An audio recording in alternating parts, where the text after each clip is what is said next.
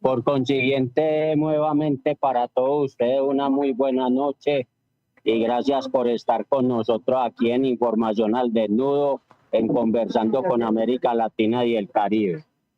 A ver, para empezar, tanto el 28 de julio como el 1 de agosto son unos días históricos, no solamente porque fue condenado Álvaro Uribe Vélez por el tema del fraude procesal en función penal y soborno a testigos, sino porque es la primera vez en muchos años que se hace justicia en Colombia contra una persona que es lo suficientemente poderosa. Hay que tener en cuenta que Álvaro Uribe Vélez es un gran oligarca, aunque ustedes no lo crean, pero de todas formas es un gran oligarca. Es un gran político, pero también es un gran comerciante y aparte de eso es un gran mentiroso.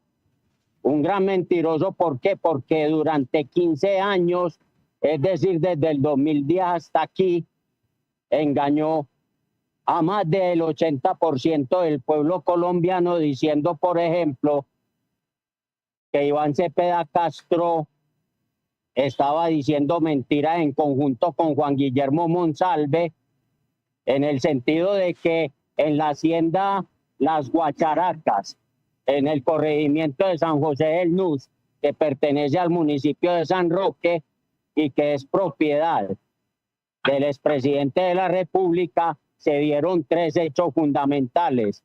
El primero de ellos era la base principal de la estructura rural. Sí, claro. Segundo, en esa hacienda pasa un poliducto que se llama Sebastopol-Medellín. En ese poliducto se transporta combustible de la empresa colombiana de petróleo Ecopetrol para surtir a las estaciones de servicio de varias localidades en el departamento de Antioquia e inclusive en el eje cafetero. Es un hecho porque también lo explicó Juan Guillermo Monsalve, que se hurtaba hidrocarburos, se hurtaba gasolina, se hurtaba diésel, se hurtaba gas natural, y eso también es un hecho. Y el tercero y el último de los hechos es que esa hacienda fue utilizada para temas de narcotráfico. ¿Qué pasó? Iván Cepeda Castro, en unos debates sobre el tema del funcionamiento de las cárceles colombianas, tuvo que empezar a entrevistar a varias personas. Y una de esas personas a las cuales entrevistó fue a Juan Guillermo Monsalve, porque a Juan Guillermo Monsalve en todas las cárceles que había estado purgando la pena por ser parte íntegra del bloque metro de las autodefensas, tuvo que explicarle a Iván Cepeda Castro muchas cosas, no solamente del trato en las cárceles donde él estaba, sino también todo el proceso que les acabo de explicar del tema relacionado con Álvaro Uribe. Y cuando Álvaro Uribe se da cuenta que Iván Cepeda Castro, en calidad de no solo de legislador, sino como defensor de derechos humanos, está haciendo todo ese trabajo a lo largo y ancho de las cárceles colombianas, e inclusive entrevistando presos colombianos relacionados con paramilitarismo y narcotráfico en los Estados Unidos, empieza a hacer unas falsas denuncias, y esas falsas denuncias precisamente las hace contra Iván Cepeda, contra Juan Guillermo Monsalve. En su momento Álvaro Uribe era aforado ante la Corte Suprema de Justicia. La Corte Suprema de Justicia hace las averiguaciones del caso.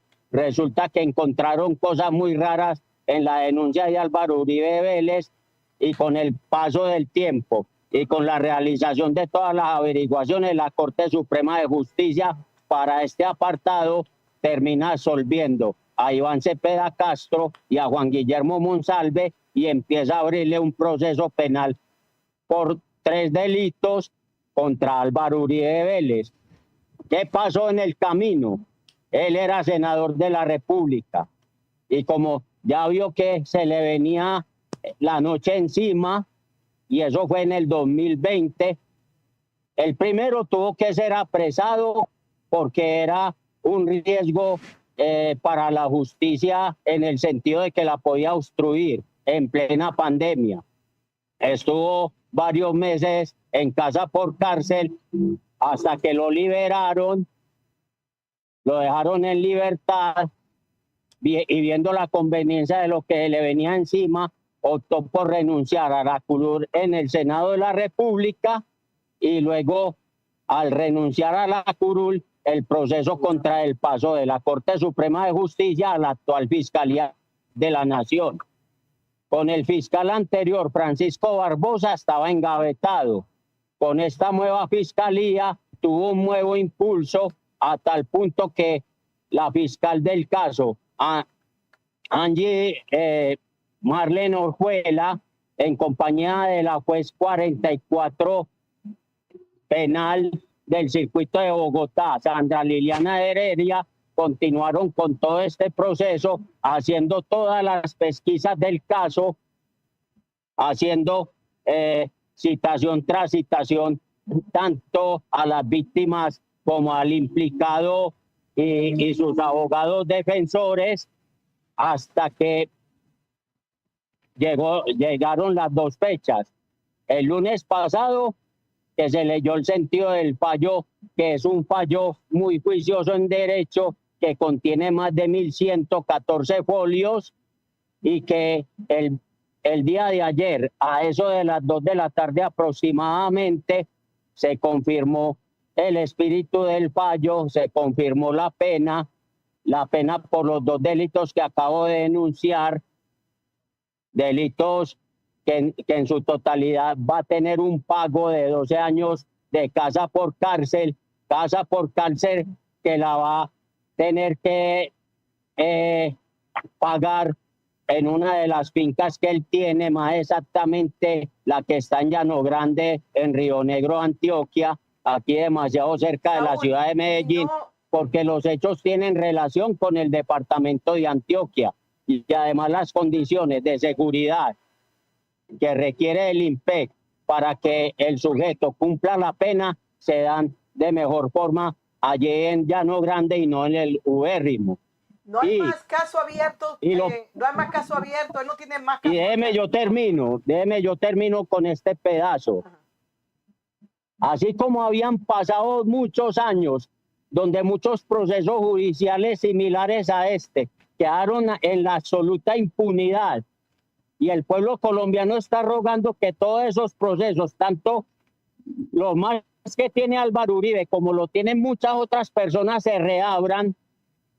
Este es un indicio muy bueno en donde la justicia colombiana por fin puede despertar y puede dormir muy tranquila gracias a estas dos mujeres valerosas que hicieron valer el espíritu del derecho, porque ni los poderosos tienen privilegios ante la ley.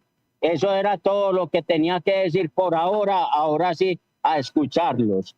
No, una pregunta solamente, Saúl. Los casos que él tiene abiertos, usted lo acaba de decir, es probable que se reabran esos casos y probablemente tenga condenas también con esos casos. Y ya no sería cárcel por casa, sino sería cárcel por cárcel. ¿Usted cree que puede pasar eso? Yo sí estoy convencido de que a partir de el resultado de este proceso judicial van a venir cosas muy buenas para la justicia colombiana, porque es que ya no tenemos Francisco Barbosas ni Néstor Humberto Martínez, que todo lo engavetaban, todo lo guardaban y todo lo limpiaran en favor de sus amigos oligarcas. Llegamos a un momento con la actual fiscal Luz Adriana Camargo, con el actual ministro de Justicia, que también ha sido víctima del uribismo, Eduardo Montealegre Linet. Y esto tiene muy buena espina, aunque muchos todavía digan que esto es una farsa, y pueden tener razón de que es una farsa, porque de todas maneras el pueblo colombiano no está del todo despierto en este sentido. Y aparte de todo, lo más importante que hicieron estas dos mujeres es demostrar que la justicia sigue viva y que en Colombia esto va a servir para la unión de un país que lo necesita realmente. Este país necesita reconciliarse entre todos los actores sociales y políticos, porque Colombia, al igual que Perú y otros países de América Latina, han sido víctimas claras de la polarización tanto política como social que se viene sufriendo desde hace mucho rato. Saúl. La verdad esta vez sí pudo por encima de la mentira. Uribe Vélez trató de construir el imperio de la mentira durante 15 o más años y la mentira se le está acabando, se le está cayendo el carriel, como se dice. De todas maneras, esto es muy buen augurio para lo que viene. Claro que la defensa va a apelar, claro que después de esa apelación va a haber un resultado también en segunda instancia. Seguramente esto se va a ir a sala de casación penal, se va a demorar un tiempo más para que haya un dictamen final, pero eso sí, hay algo asegurado. A él no lo van a perdonar. Si acaso le rebajan un poquito la pena, por ahí 2 o 3 años menos, qué sé yo, algo así, pero no lo van a perdonar más. Y lo que se viene va a ser muy en grande y Dios quiera que la justicia colombiana sea mucho más grande de lo que hasta esta semana ha sido. Dejémoslo ahí.